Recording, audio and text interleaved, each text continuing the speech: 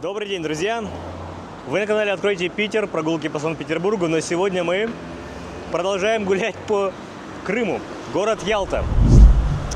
Видео будет больше формата видеоблога, будут такие короткие включения с каких-то интересных мест. Сейчас мы находимся на улице Московской, это между автостанцией или автовокзалом и Морюшком. Собственно, я двигаюсь к морю, к набережной, самая туристическая часть города Ялты. Погода, как мы видим, пасмурненькая. Петербургу привет. Но оттого и хорошо гулять, комфортнее. Не переключайтесь. Получается, что здесь от автовокзала к морю протекает речушка.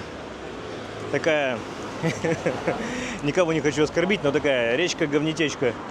А по обеим сторонам ее проезжая часть, вот та дорога, по которой мы сейчас идем, вдоль которой идем, улица Московская, противоположная, вот как раз с той стороны улица Киевская. Так, сейчас как тут надо разобраться, как дальше. Где-то вот тут у нас по левую руку ялтинский рынок должен быть, да, кстати. Но на рынок заходить не будем. Вот, торговый центр Москва. ТЦ Москва. Вот.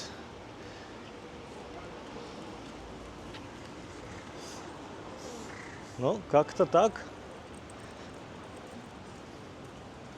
Очень здесь дружелюбно к пешеходам. Так, море там. Мы идем к морю. Море, мы к тебе идем.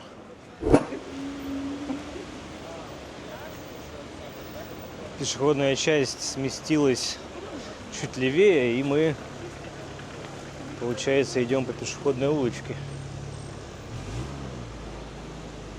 Такие интересные здесь архитектурные объекты. Как будто бы и не уезжал из Петербурга, да?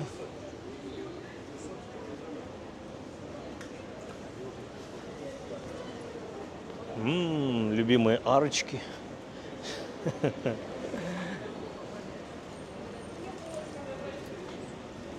Сейчас мы должны будем выйти к морскому порту.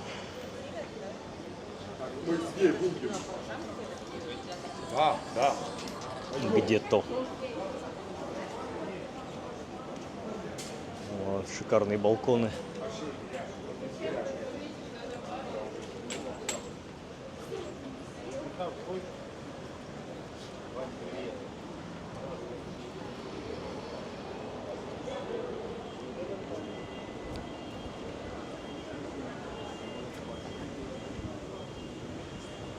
Так, а нам, наверное, туда-то и надо.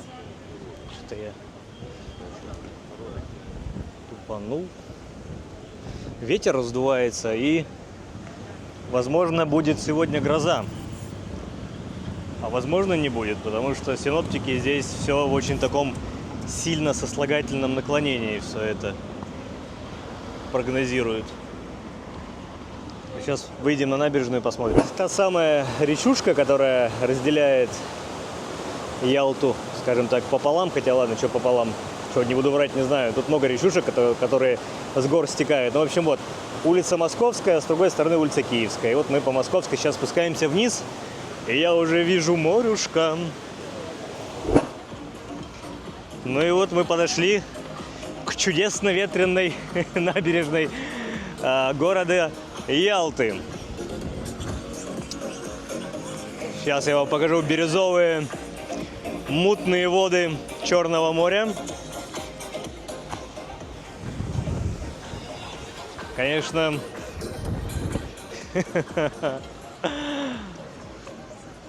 это не похоже на ту прекрасную Ялту, но нет, Ялта, наверное, любая прекрасная.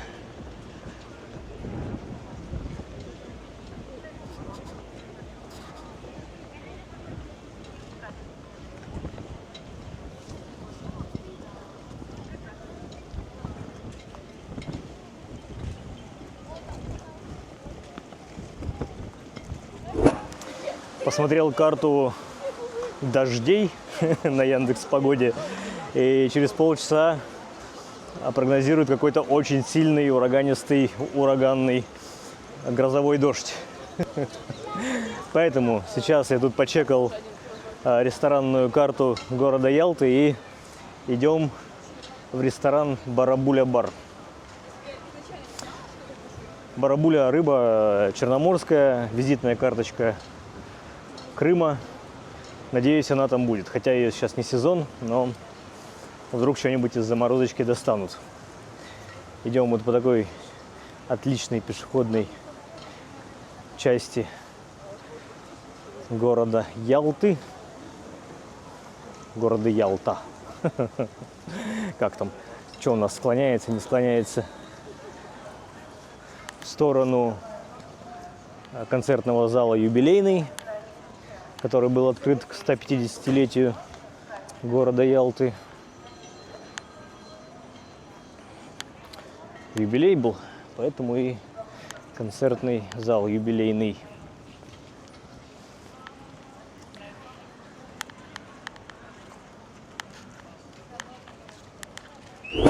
Ну и как не показать ялтинских рыбаков. Всем привет от рыбаков из Петербурга. Вот в таких бирюзовых водах Черного моря ловят что-то, непонятно что, но раз сидят, значит ловят, что-то ловится, надеюсь. Ах, зашел я сейчас в эту Барабуля-бар, снимать не стал, потому что от шока замер в неподвижном состоянии. Думал, какие-то будут претензии на сервис или еще чего-нибудь, а местечко, в принципе, оказалось очень сильно простецким. И просто, видимо, какая-то пивнуха с закуской в виде копченой барабули. Очень маленькая, практически там, 1,5 стола для 1,5 землекопа. И все. Поэтому следующее по плану медийное место, какая-то сетка, думаю, будет поинтереснее и получше. Еще вот тут есть кафе «Ялтинский дворик». Очень прикольно. По крайней мере, издалека выглядит, как будто в какой-то Италии. Не Италии, но не знаю. Получается, сейчас будет прогулка такая по набережной. Если не блеванет, пойдем еще вглубь Ялты, походим по улочкам, но не знаю. Вот сейчас уже подходим где-то к этому юбилейному. У нас по правую руку отличнейшие, красивейшие сосны должны быть. Но, видимо, сейчас в такую погоду картиночка не очень. Я вообще не представляю, как они зазывают в такую погоду на корабликах покататься, на тем более 3-часовую прогулку. Это, конечно, что-то с чем-то. Что-то с чем-то. Так, у нас первая скульптурная группа. Но, скорее всего, это все тут история про Чехова, скорее всего. Да, дама с собачкой. И как бы Чехов. Действие романа происходило в Ялте. Ну и, соответственно, здесь установили такую скульптуру. А еще один из примечательных, вот это вилла София, как бы не реклама отеля, а про саму интересность и историю здания, как тут писали, что эту виллу некогда выкупила София Ротару, потому что она в свое время очень сильно обветшала, ее хотели снести, но градозащитники как-то вот начали бучу поднимать, и вот тут докатилась до Софии, она ее купила, отремонтировала на свои деньги и открыла в ней хотел. И назвала своим именем Вилла София. Вот такая история.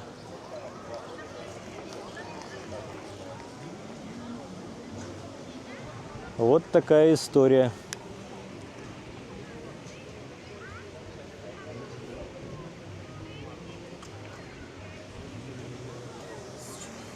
Так, а юбилейный, ну, юбилейный я прошел.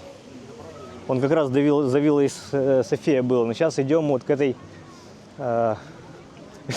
пироге. Или как она там называется? Вот эта вот гондола. Что это? Ну, собственно, раньше ресторан назывался «Золотое руно». Сейчас его вроде как переименовали. Был он рестораном, ну а сейчас уже не функционирует как ресторан. Юбилейный прошли. Он был прям в густой кроне этих сосен, и я его не заметил. А сейчас, когда уже прошел, посмотрел карту, и возвращаться пока не будем. Пока не будем. На обратном пути, может, заскочим. Здесь аллея, ялтинские зонтики. Да, на аллею мало похоже. Но зато здесь открывается отличный вид на Ялту. Как вы видите, облака скрывают верхушки гор. Очень атмосферно. Очень прекрасно. Я бы даже сказал, красивечно. И местные здесь устраивают купание с масками.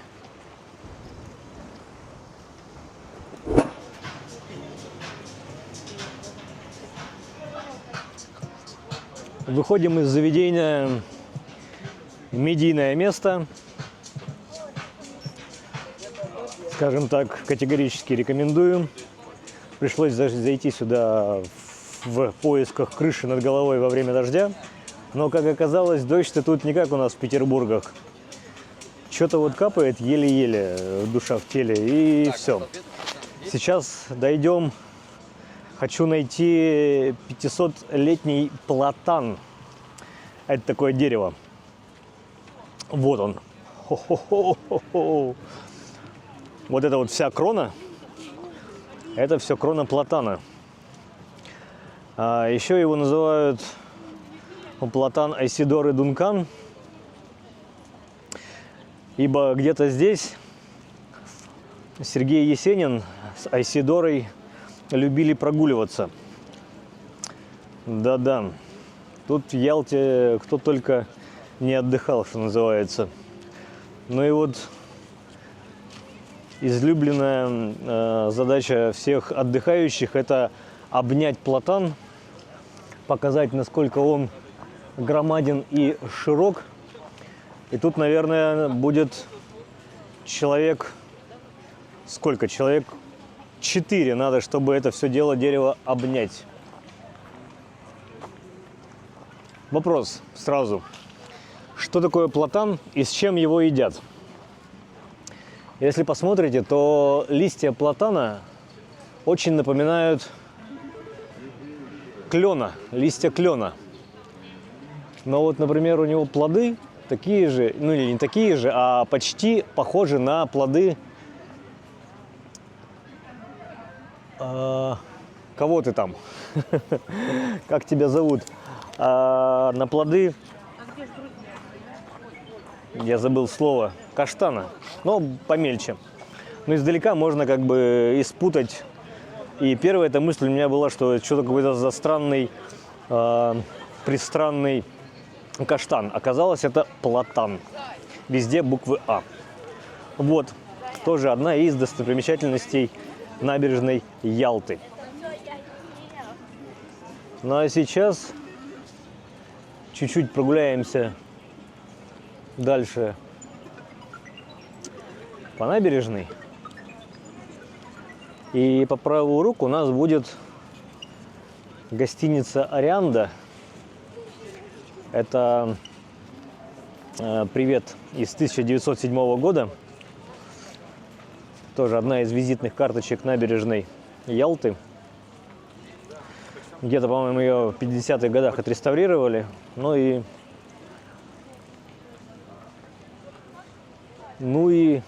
визитная карточка. Вот уже виднеется сверху надпись «Арианда».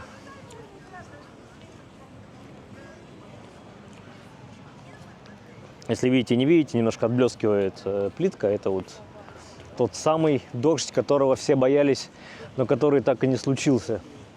Ну или случился, но чуть-чуть. О, кстати, здесь есть местный вернисаж под открытым небом. Но туда мы, конечно же, не пойдем.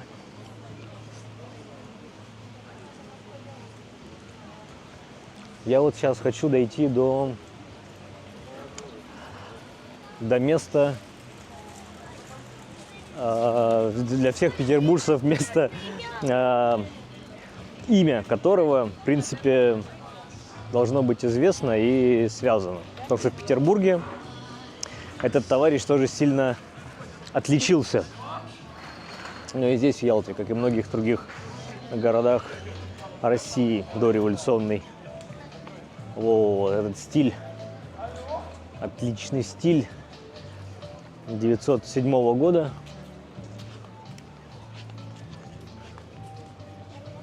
Прекраснейшее местечко. Оп.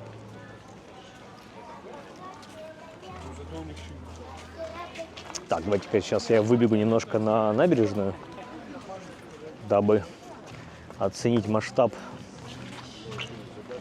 дождя. О, тут какой-то парусник-ресторан. Да, кстати, тоже с одноименным названием «Арианда». Ну и все, дождь прошел, как мы видим. Ничего страшного не произошло. Ладно, до встречи на следующем объекте.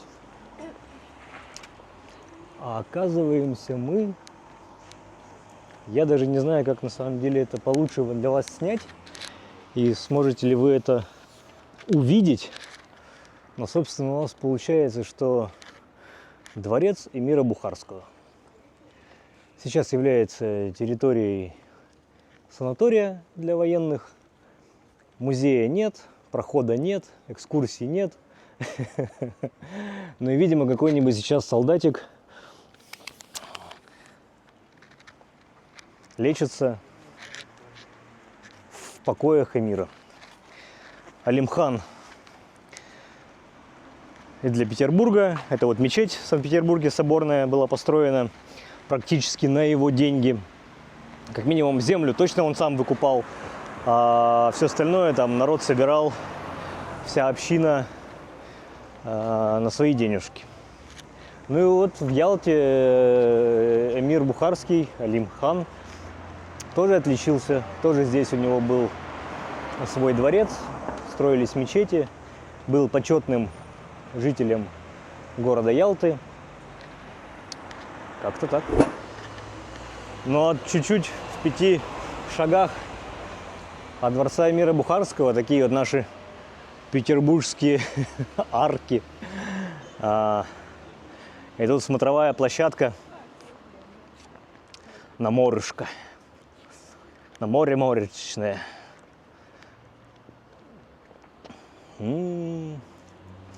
Сейчас, наверное, углублюсь вглубь Ялты.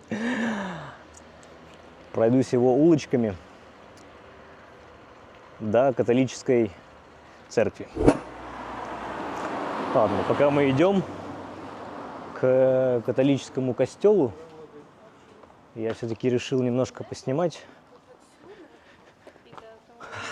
улочки Ялты. Ну а пока идем, тогда просто скажу, что костел непорочного зачатия Девы Марии католический, построен еще в 1906 году. И как пишут, что службы в нем ведутся на 3 языках: на русском, украинском и польском. Сейчас прям, конечно, вопросики, на каких языках там могут вестись службы. Да, все мы понимаем, какое время. Но вот вписывали именно такую информацию. Да, слушайте, и плюсом еще местами пропадает пешеход-френдли зоны. В общем, или совсем тротуары исчезают, или они только лишь с одной стороны дороги, а с другой стороны просто домовая стена. И ты никуда не денешься. А сейчас мы спускаемся к речке Водопадной по улице Володарского. И вот там как раз на берегах этой речушки тот самый костел. Ну и, конечно, очень все по-разному и все в очень разном состоянии. Вот тут кто-то домик ремонтит и продает. Ну и такие вот неплохие многоквартирные современные ЖК встречаются по соседству с почти развалюшками.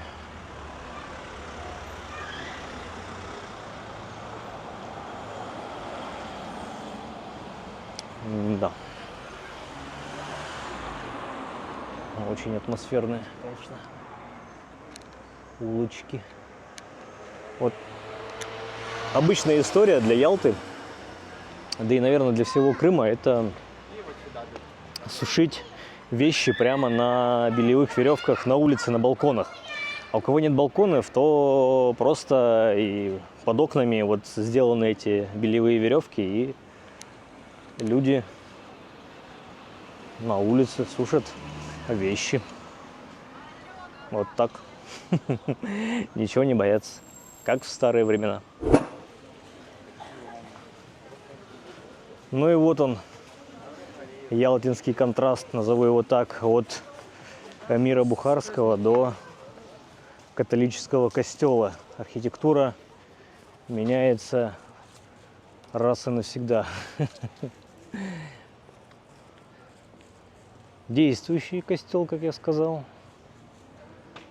Ну и вот тут все так или иначе ходят-заходят. Я не знаю, как у нас сейчас по времени. Время 6:30. Время 6:30. Зайдем.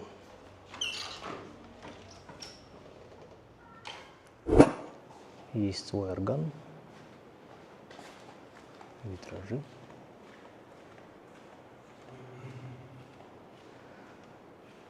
По-моему, в советское время был музей, не музей, а в общем музей органной музыки. Прикольно.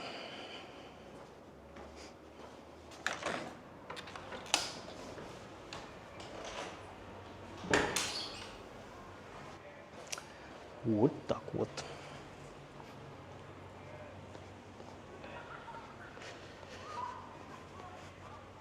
Сейчас надо будет подумать, куда пойти дальше.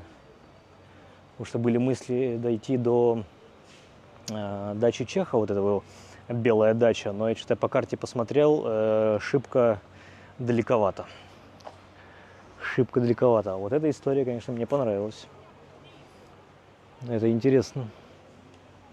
Это весьма атмосферно. Пальмочки. Тут как будто банановые деревья. О, точно, смотрите, бананчики. Бананчики в Ялте. Ну и как не снять просто прогулку по пешеходной Пушкинской улице. Тут вот, как я не посмотрю, все вот где-то кто-то куда-то идет. Людей, конечно, в Ялте море и еще одна тележка. А вот как раз здесь и памятник Пушкину. Оп. Да, что-то он тут не совсем, как мы привыкли, похож на себя. Его выдают только бакенбарды. Да. Но ничего. Сойдет и так. Почему бы и да, как говорится. Да, забавная беседка, зайти на которую никак нельзя.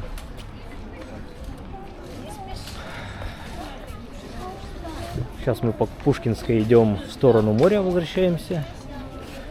И хочу дойти до собора Александра Невского. Проект собора утверждал еще сам Александр III, а на освящении присутствовали Николай II с семейством, и там все великородные, княжеские и прочие особы. Ну, правильно, почему бы летом в Ялту не сгонять за царский счет?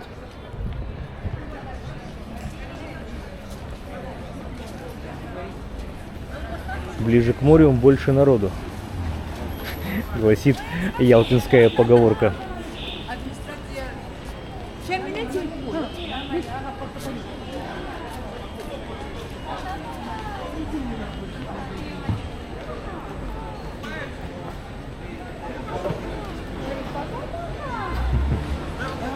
Старик Хинкалыч.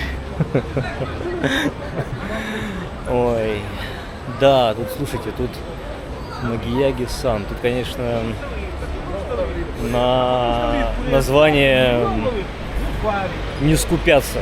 Коверкуют как только могут. Но это прикольно. Так, сейчас я сориентируюсь на местности, куда идти. Может быть, дальше к морю, может быть, все-таки пойду этими всякими тропами, окольными путями. Идя по Пушкинской улице, мы натыкаемся на Ялтинский историко-литературный музей. Литературный, историко-литературный. Тоже, видимо, особняк еще при царях был построен. Но истории литературной, тем более Крыма, Ялты, мы не знать. И время уже позднее, зайти не можем. Все закрыто. Идем вот по той улочке, где я вам показывал до этого уличный вернисаж. Собственно. О, тут еще и якобы барахолочка какая-то. Такая маленькая. Тут кто-то с коробки что-то с земли продает. Ну ладно. Сейчас вам покажу тот самый концертный зал юбилейный с аллеей звезд. Ну и вот дорожка, которая идет к концертному залу юбилейный. И это вот аллея звезд. Вместе Международный телефорум, Лев Дуров,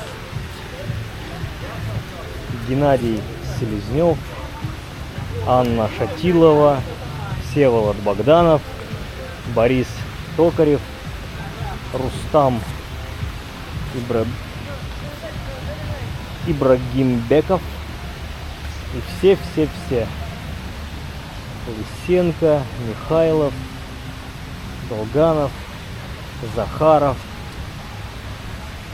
Так, вот еще табличечка. Ага, что там телефорума. И вот так идя по аллее звезд должны выйти. Должны, но не обязаны, да? Пока что-то не вижу. Но, видимо, вот сейчас здесь справа за деревьями.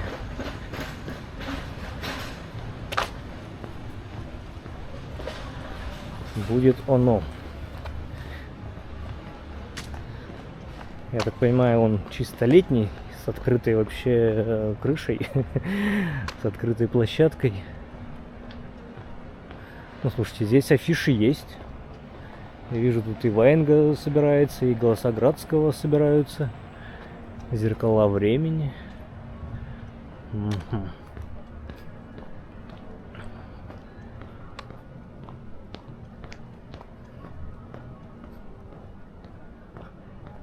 Ну и... О, красивенько.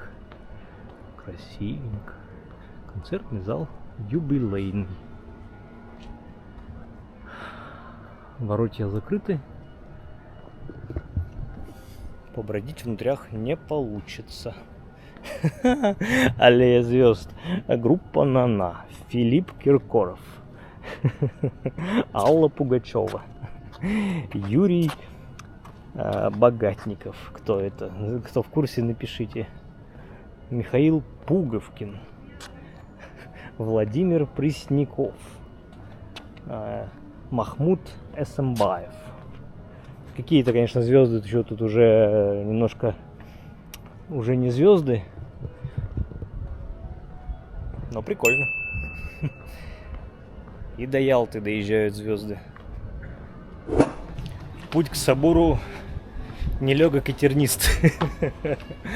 По пути здесь столько оказалось интересностей.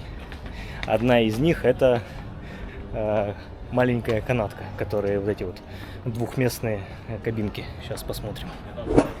Вот она, вот она. Такая вот маленькая история с такими маленькими кабинками.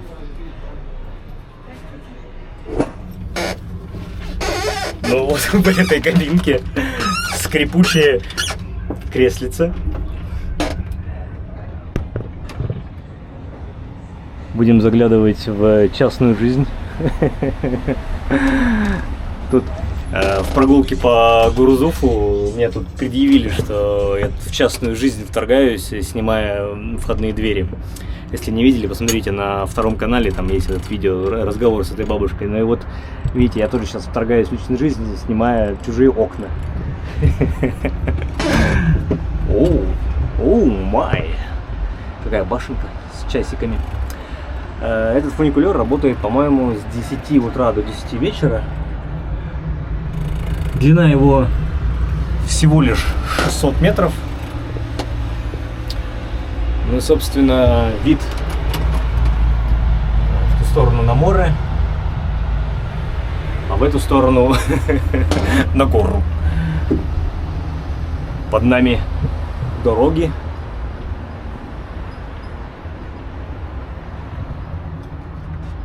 И всякие другие окрестности. Вот желтые купола — это как раз у нас собор Александра Невского, выстроенный в неорусском стиле. Тогда как раз в Петербургах после Первой мировой войны все к этому шло.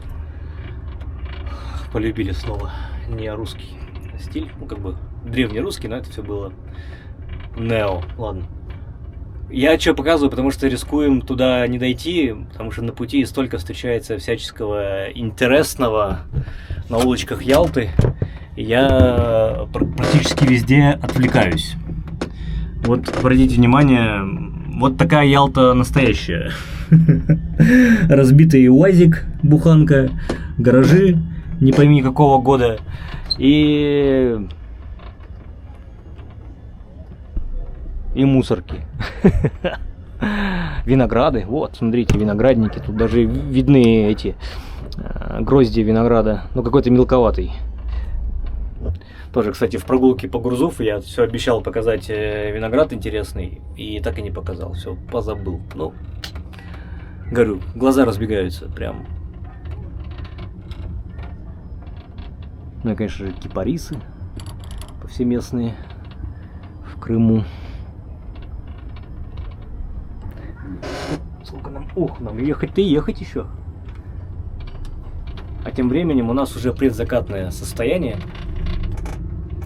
Солнце здесь не как бы нам хотелось за морем заходит, а заходит там за горами. И оно уже за горы опустилось, поэтому вот с минуты на минуту в Ялте станет кромешная темнота.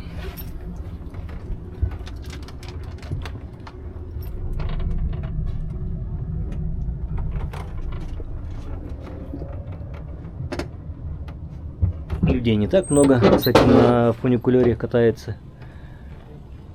Нам так-то ехать еще прилично. Я думал, это будет слишком путь короче, да, знаете, как в Зеленограде, да, в Зеленоградске, по-моему, в Калининграде, там на набережной есть такой фуникулер тоже, коротусенький. Я думал, будет что-то типа этого. Нет, слушайте, прикольно. Прикольно. Посмотреть на то, как живут елчане. Или елтогорцы. Или как правильно.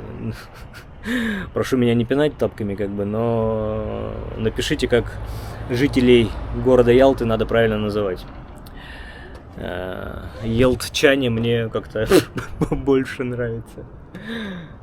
Да, слушайте, тут такой угол восхождения, поднятия или что, это кривизны дорог, что я не знаю, как здесь ездить, как здесь часто надо менять тормоза и сколько надо иметь сил и насколько прокачаны ноги, чтобы жить в Ялте. И так вот, наблюдая, кстати, местных жителей, тут тучных людей-то практически нет. Все такие, ну, я не скажу, что худенькие, но тучных точно нету, ну, из местных. Или они переезжают отсюда, или просто подкачаны. На жаре высыхают, как этот инжир попавший. Так. Пустые пространства под фуникулером. Ну и морюшка морное. Так, у нас Айпетри с какой стороны? По-моему, с той, да? Где-то вот там у нас зубцы должны быть.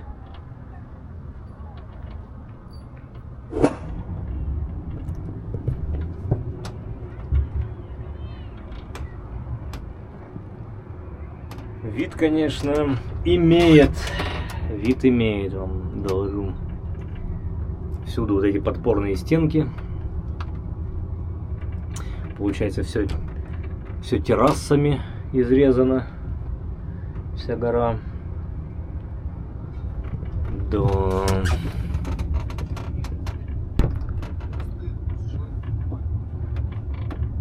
То ли гостиницы, то ли апарт-отели, то ли санатории. Где-то свежие, где-то не очень. Сейчас будем готовиться к десантированию. А здесь уже нас встречают сосновая роща с непередаваемым ароматом сосны. Продам дом тут. 23 миллиона. Вот так вот, кто хочет на горе дом, 23 миллиона, и он ваш. Прекраснейше. Высадку снимать не буду, а то вдруг что-то пойдет не то. Не так. И вот здесь на самом верху ресторан Кусто. Кусто называется. Господа, вид имеет. Но, конечно, тут, сидя за столиками, сильно тут не разглядишь чего-то. Но тут у них такой балкончик над этим фуникулером. Видно, кабинки ездят. Ну и вид на бухту ялтинскую. Уже смотрю, внизу загораются огни. В Ялте начинается ночная жизнь. Ну и не могу не снять, конечно, спуск. А решил я вот этими улочками спуститься. Уже темнеет, как вы видите. На самой горе, конечно, делать, кроме как поесть, и нечего. Поэтому питаемся духовной пищей, гуляя по улочкам Ялты, спускаясь вниз. Благо, спускаться гораздо легче, чем подниматься. Улица Л. Украинки. Леся Украинка — это, оказывается, великая украинская писательница. И вот она в этом доме жила, и в честь нее названа улица в Ялте. Еще мне тут показалось, что в Крыму отсутствует как класс освещения, но нет, вот один фонарь имеется. Так что не совсем в темноте будем идти. Ну и, конечно, конечно же, я опоздал к к закрытию. Уже собор закрылся. Ну, я сюда, давайте, фотографию подставлю. Хотя у нас формат видеоблога такой себе. Вот. Но вернулись на шумные улицы Ялты. Сейчас по подземному переходу перейдем на ту сторону и будем спускаться вниз дальше. Да, самое прикольное, что я на этом месте был крайний раз 8 лет назад, наверное. Или 9. И такие странные ощущения, когда ты такой оп-оп, что-то знакомое, и у тебя флешбеки. Прикольно. Ну а сейчас чуточку будет ночной, ну или вечерней Ялты. Возвращаемся на набережную. Пойду сейчас в сторону Массандровского пляжа. Как ни странно, да? Массандра здесь находится на территории Большой Ялты. И над Массандровским пляжем Массандровский пляж, а выше уже сама Массандра, сам дворец Массандровский и Массандровский винный завод. Ярмарочка тут же.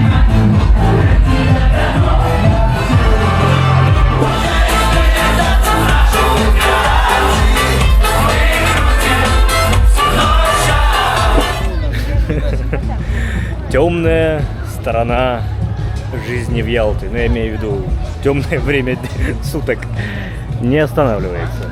Кипит, гуляет и наслаждается теплыми деньками. Все, что надо. Ну и здесь, в порту, играет живая музыка. Опять же, в очередной раз места, где вы можете потратить все свои деньги на безделухи. Китайские и турецкие. Ну и, возможно, что-нибудь вкусненькое. Вечер. Время, когда все выходят себя показать и на чужих посмотреть.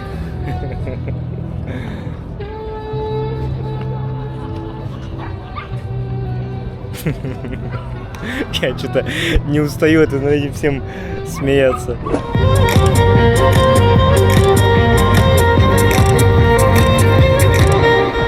Путь на Массандровский пляж лежит через такие товарные, торговые ларьки. Не знаю, как еще их обозвать, но уровень такой соу-соу, прямо сильно соу-соу.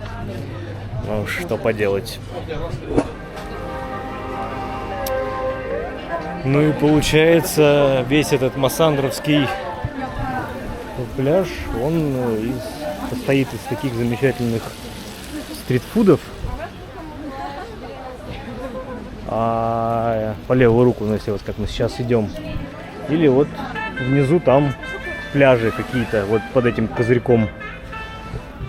Ну, сейчас уже темно, моря не видно, но я что-то подозреваю, что все так и будет. Едальни, едальни, едальни, едальни. Ребро, шмабро. В целом интересно. Но еще вот на самом берегу морюшка, пляжик. Ну и прям кафешечки, стульчики на эти бескаркасные. Вам могут принести винишко. Прикольненько. Такая вот терраса Париж с Эйфелевой башней. В наши дни, наверное, единственная альтернатива поездки в Париж. Ну и здесь, на берегу Массандровского пляжа, я уже буду заканчивать, потому что уже темень кромешная, пляж все не заканчивается, туда еще продолжается, но там туда пойдут уже какие-то дорогущие санатории и всякие гостиницы. Ну а здесь вот Рыбачки рыбачат прям семьями. Классно. Еще здесь есть такая замечательная площадь. В вечернее время прекраснейшая. Но это уже по улице Киевской, вверх к автовокзалу. Ну, здесь тогда и попрощаемся. Спасибо, что посмотрели эту прогулку в формате видеоблога.